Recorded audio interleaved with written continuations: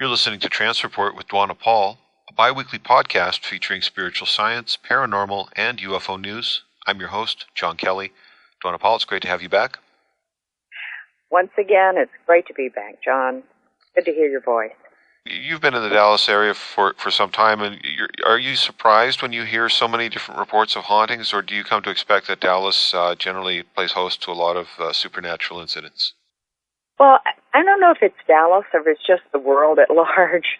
There are more people that want to know the answers to life after death, and they're certainly experiencing abnormal or paranormal events around them.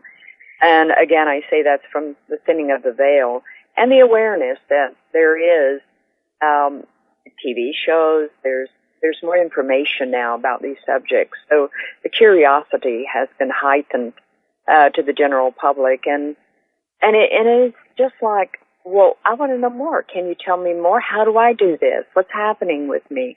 And so that was a lot of the questions at the expo, the Wellness Expo in Addison past weekend, was, well, how do you hear spirit? Well, I have these things occurring. What do you think this is?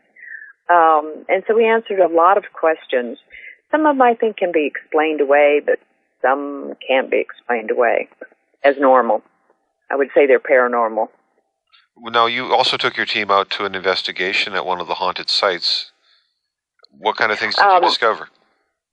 Well, we did a preliminary investigation just by getting the history and to talk with the people of the house, the household. And the owner of the house said that she had lights that's being turned on and off by themselves. Also, that the TVs in various rooms are switching on and off and going to certain channels, and also that there's music that they turn on during the day, the spirit does. And, of course, these are newer TVs, so there's no way you can turn these TVs on separately in another room. And usually the whole family's in one room, so no one else is in the house. They could be turning on the TV from another room. And actually, during our investigation, the TV turned on while we were all in the kitchen, and no one was near it or touching it. So it was like, oh, yes, I'm glad you're here. It's like Spirit saying, here we are. They also had lots of cold spots, and particularly in the guest bedroom. It was very, very cold. No one wanted to sleep in there. It was an eerie feeling. As she reported, she tried to stay in there one night and just seemed very uncomfortable.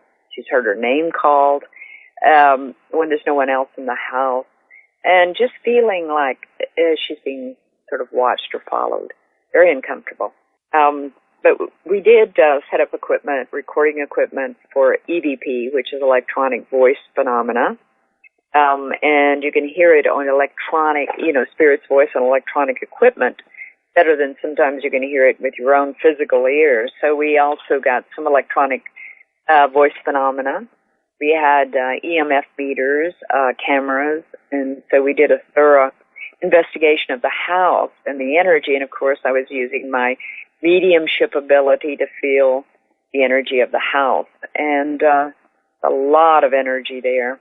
And I believed it was 4 different spirits who were communicating with them or getting their attention. And I didn't feel it was malevolent at all. I felt it was benevolent, relative. So we did a seance, and I set up my cameras and did get lights in the cameras from spirit. So those were spirit lights that showed up, and some of them looked like orbs, some looked like ectoplasm, but certainly responded to what we were saying.